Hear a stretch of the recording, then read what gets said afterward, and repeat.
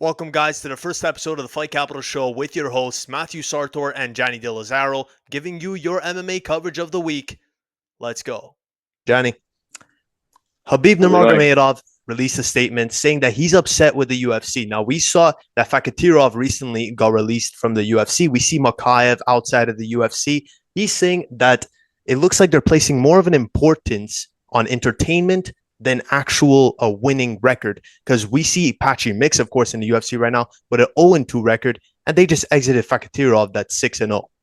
Tell me, what do you think about this? And do you see any fighters that are just wrongfully being treated, of course? I mean, I guess if you look at it in terms for the UFC, you can understand why they're cutting the fighters, because if they're not entertaining, they're obviously not going to be getting views, less income. The UFC closes down eventually because it is. But if you look at it from the view of people like Khabib, I mean, obviously it's mixed martial arts, right? So wrestling is going to be involved, which is seen as a less entertaining part of the sport by the fans. But this is also how they win their fights. But I don't know. It's a bit in the air. You can understand. You can see both sides from it, right? Yeah, of course. But the only thing that didn't really make sense here was the fact that, it would have made sense if they cut Fakhatirov off of his win versus Carlos Royale, because it wasn't a real win, even though he shouldn't have gotten cut off for that fight, of course.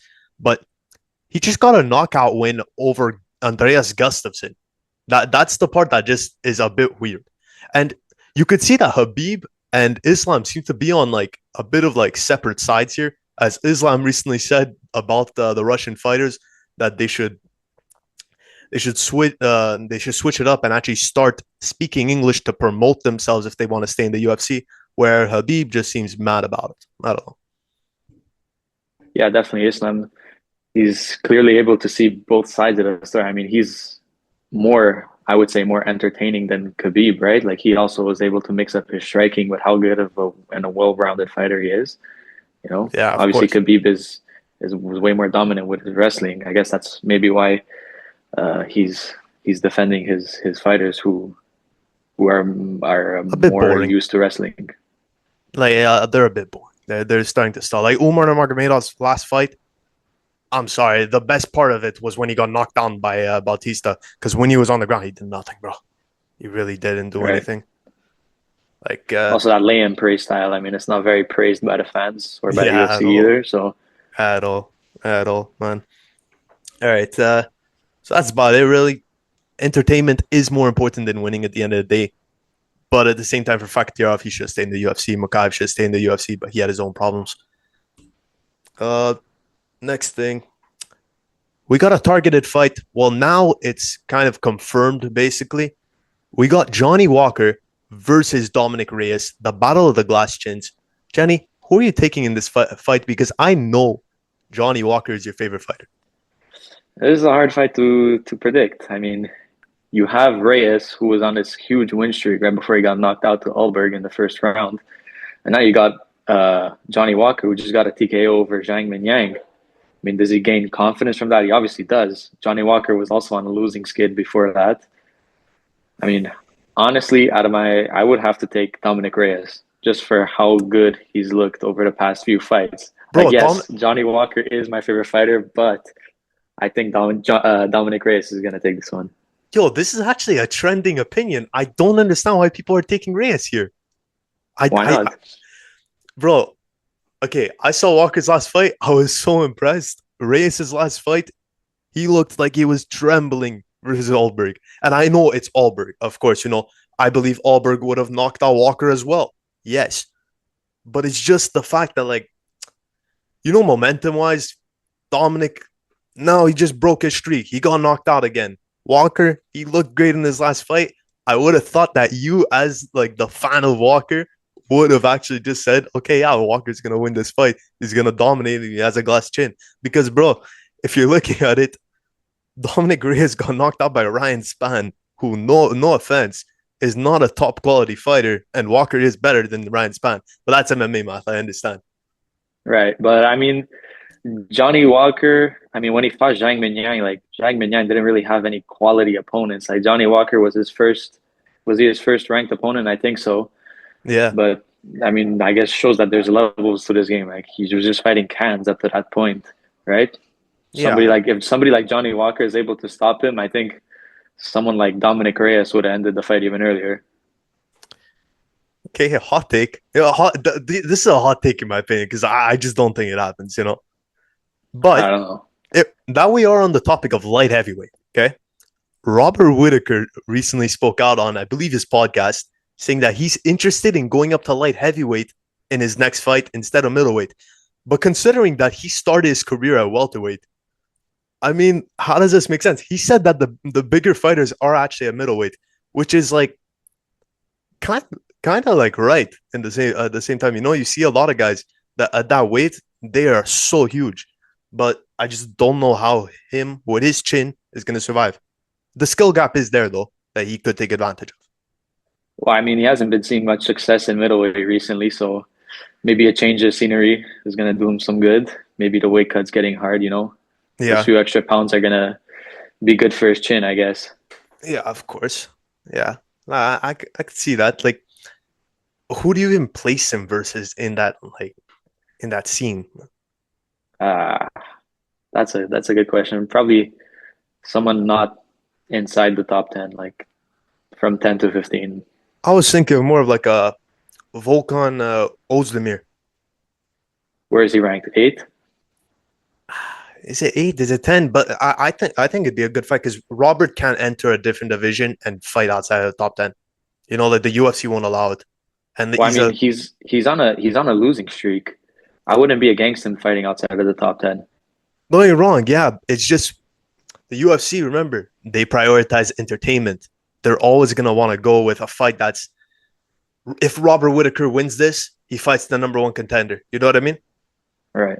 Like just something where he like could enter in if he wins, it spices up the situation a bit at light heavyweight because we have Alex Pereira that is possibly exiting. Speaking of Alex Pereira, did we see that he's dating Tracy Cortez? That was a New Year's It surprise, appears I to have be to say. true. Yeah, Nothing to say about that. All I'm saying is the downfall of Brian Ortega post Tracy Cortez. I'm not hoping that for Alex Pereira. That's all. That's all. That's all. hopefully not. Next up, I'd light heavyweight as well. We have Ankalaev speaking out, saying that his next fight, he really wants it to be Jiri Prochazka because he thinks that will get him a title shot next. Now, do you think he even beats Jiri? Be honest. Well, I think it's a fight that makes sense, right? Like this is a good fight to make. Yeah. Uh, I don't think he gets a title shot off of this because he just got knocked out in one round. I think he needs at least two fights before he gets back into title contention. If he beats Prohaska, Prohaska has a very weird style. Yeah. Uh, I mean, he has he has some good takedown defense, Prohaska. He's also fairly comfortable on the ground, I would say. So Yeah. I don't But know. It would definitely be a tough fight for Ankalaev. I think too. But the only thing that like about Ankalaev in this fight is the fact that he just got knocked out in like what 30 seconds. Well, if he has this fight too soon, I think it could be pretty bad for him. Whereas Yuri Yeah. Prohaska, I think he's always ready anytime. I don't know, like that's in my opinion. Yeah, But no, definitely. When you're fighting someone like Prohaska, you're going to be taking a lot of damage. yeah, but skill for skill, they're pretty even. I mean, Ankalaev's ground game, you mentioned it. He doesn't really use it. Like you know what I mean? Like he doesn't use it often, and it doesn't look like he has a great amount of like takedowns. Because when you think about it, now yes, Alex Pereira he got better in his ground game, but he also got taken down by Israel Adesanya, and then Ankalaev couldn't take him down at all. Yuri, not Yuri, Jan Blachowicz, I believe he landed a takedown or two. Ankalaev didn't. And I understand Ankalaev took down Yuri, Jan Blachowicz, but like, I don't know. I just don't find his ground game is that much of a factor. And I believe, like, striking wise, I would take Yuri. I don't know. What do you think? Who do you take? Like, honest. I'm also leaning towards Yuri, Yeah. but I wouldn't be surprised if Ankalaev is able to pull this one off. Yeah. I mean, both of us predicted that Ankalaev was going to beat Alex. That didn't age well. That didn't That's age right. well. and But age well. But that's in the past. That's in the past. Okay, we got a new fighter signed to the UFC. We got Rico Verhoeven. He trains with Tom Aspinall, and he's a really good kickboxer. I believe you said undefeated since 2015.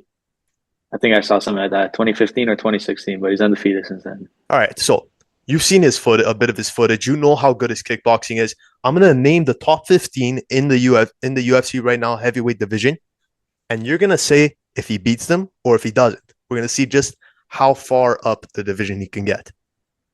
All right. Number 15, Taliesin Texera. Absolutely. Yeah. No doubt. Number 14, Walter Walker. Walter Walker. I don't know. You got the classic ground game versus stand up. I think Walter Walker takes this one. Yeah, so we're saying he just stays at 14, but obviously Walter Walker is gonna go up in the division, I believe. So There's let's just definitely some other matchups in yeah, heavyweight that he let's can just win, say though. another. So number 13 is Mick Parkin. I don't know if you've seen his fights recently. Mick Parkin, pretty 50-50, I guess. 50-50. Yeah. I would But I would for the take sake of it, Verhoeven there. let's lean with Rico. Yeah. Uh Taito Iwasa. Rico. Taito Ivasa, when the hell is that guy's last fight? Yo, the GOAT, Shamil Gaziev. I want to say Gazia, but I gotta go with Rico. Marcin Tybura. Mm, Rico. Ante Delisha. I hope I said his name right. The guy that recently fought Tybura. Rico. Uh, Derek Lewis. I gotta go with Derek Lewis. Yeah, yeah. He's too strong. He's too strong. Are you're being for real? Yeah. Like, yo, I think like skill for skill, Verhoeven is like so much better. It's just that one punch. Maybe, but Derek Lewis is able to find that punch. Are you okay? Okay, let's go number. Okay, so if I say the next one, you're gonna say okay, Sergey Spivak. Rico for sure. Really? Yeah. Okay. Jalton Almeida. Almeida. Ground game is too strong. Yeah, yeah, hard. I think he just holds him on the ground, probably finishes him there. Waldo Cortez Acosta. That man Waldo. is fun. That man's fun. Yeah, he's a fun fighter. He's doing great. He just knocked out Shamil Gaziv. He's The looking GOAT. for fights very soon. Honestly, I think Gaziev just knocked himself out. Like, to be honest, he's just so good. He wanted to lose that fight. He wanted to lose that fight. Give a guy a chance, you know. He's respectful like that. But what about Curtis Blades? Hmm. I gotta go with Curtis Blades. The Just the dominant wrestling, right? Yeah, that's true. So honestly, I think the next three you're just gonna say the same thing. Sergey Spivak. Sergey Pavlovich. Sergey. Yeah. Alexander These Volkov. Volkov. Like these are the guys who have been a heavyweight basically for the past few years. I mean, I don't think they're going to be moving anytime soon. Okay, listen, this is an interesting one. Okay, just because it's striker versus striker, and he sucks on the ground, respectfully. So Gan. Cyril Gane, I think Gane would win this. I mean, he showed some pretty decent moments when he fought Aspinall before the stoppage. Yeah. So maybe he's been training harder. You know, he's upped his game. Who knows how his ground game is looking? But on the feet, he doesn't look too bad. Yeah, no, I would say it'd be a pretty close fight. So Gan's used to MMA striking now, you know, like using the octagon to his advantage compared to Verhoeven, who's used to the square, of course. But then Tom Aspinall, I think I know what you're gonna say. That's a gimme, yeah. It's Tom Aspinall. All right. So Rico Verhoeven, it looks like he will get stopped at number 14. If Walter Walker's there, of course. But let's see next. Okay. This actually was pretty interesting. I believe yesterday night, which was Thursday night, of course, Joaquin Buckley and Belal Muhammad verbally agreed to fight on Twitter, I believe. Do you like that fight? I think it's stylistically a hard fight for Buckley. Yeah. I mean, seeing he got beaten by Usman, who was able to use his wrestling on him, right? Yeah, A dominant wrestler like Belal Muhammad, like he did just lose to Ian Gary. He's on a 2-fight losing streak, but don't count him out. He's still one of the best at welterweight right now. Yeah, but you know what's my thing a bit? Joaquin Buckley's made it when he started to make it rough versus Kamaru Usman in that fifth round. I believe we can agree that Buckley won that round, the fifth round. He made it rough, he made it dirty, he did what he had to do, and it became a tough fight for Kamaru in the last round. I believe that if he makes it rough versus Belal Muhammad, we could see Buckley potentially win. Because when we saw Belal Muhammad take away the title from Leon Edwards started to win that last round. Remember, with those raining elbows on the ground, just trying to make an ugly fight. I think that's how you beat a guy like Belal Muhammad. You really need it to be ugly. JDM, he found success making it ugly. But yeah, Joaquin Buckley definitely has to work on his takedown defense, as you said, if he wants to win this fight. Yeah, I mean maybe Buckley learns from his last fight with Usman. Maybe he doesn't. Well, we'll only have to wait and see Yeah, yeah. if Belal can implement his game plan perfectly. All I'm saying is that the guy does have to stay away from the mic because he could be really cringy. Like really, really cringy. But I was seeing some clips this morning. I could not even fathom what I was looking at. It just get off the mic. That's all I'm saying. You know what? On his Instagram profile, it's cool, whatever. After he wins in a fight, his call outs are just horrible. Horrible. Horrible. Yeah. All right, next. Charles Oliveira said the most obvious thing ever. Ilia will knock out Islam if it stays on the feet. I mean, that's kind of a no shit moment, Right. because like, yeah, of course. But in this fight, let's break it down a bit. Gianni, who do you got in this fight? I've got Islam Makhachev winning this fight. Yeah, He tell me. implements his ground game. Yeah, I mean, that's basically all there is to this. Ilia hasn't really fought a dominant wrestler like the style of Islam Makhachev, right? We yeah, only of wait course. to the closest thing you can get right now is Armin Sarukian. Yeah, yeah, pretty much. And if we looked at that fight between Islam Makhachev and Charles Oliveira, Islam Makhachev was able to control every aspect on the ground versus Charles. Whereas Ilia, I'm just saying, when he got threatened by that leg lock, he decided to get up. He knew that Charles was more dangerous on the ground, in my opinion. Even if he passed his guard, it didn't matter. So if we're looking Yeah. at the ground game, I don't know how people don't pick Islam Makhachev. But yeah, if he stays on the feet, Ilia Topuria is going to tag him. Yeah, no given. But at the We've only same, seen a small sample size of Topuria's ground defense. Is definitely a very close fight. It can go either way, If if Topuria is able to catch that sweet spot. I mean, we've seen Islam get dropped before in a couple of fights, right? He's also been knocked out. So, yeah, it's definitely not impossible. yeah, of course, of course. Okay, speaking on the thought, if you're picking Islam Makhachev with confidence, right? Pretty much. Confidence? I guess so. Arman Saryukin, when he fights Ilya, because I think they need a fight. It only makes sense. Who would you take there? And that one, I think I've got to go with Ilia Topuria. Yeah, Yeah, I probably mean, by knockout. yeah, yeah. Arman, I do think he has good hands. He has decent hands for MMA, of course, and like his ground game is phenomenal. I find in his recent fights, just constantly showing improvement. The only thing is that you're facing Ilia Topuria. We've seen even Arman get knocked out in the regional scene, of course, and I don't think chins ever age well when you're facing Ilia Topuria. I mean, look at Max Holloway.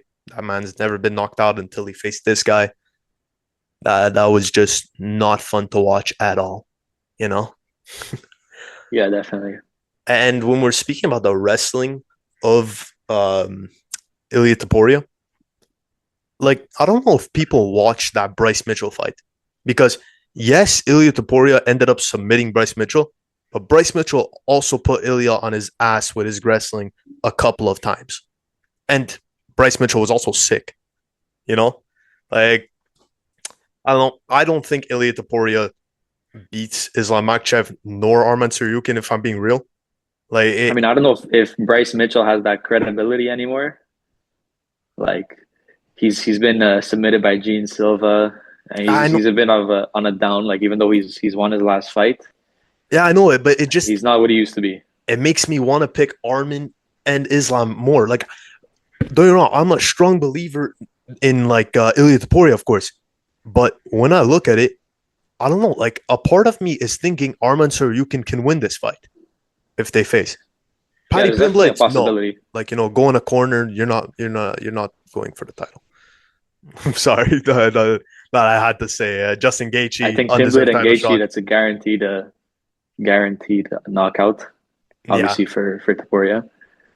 Arman, not so guaranteed, but I'm still pretty confident of Ilia's capability of knocking Arman out. yeah.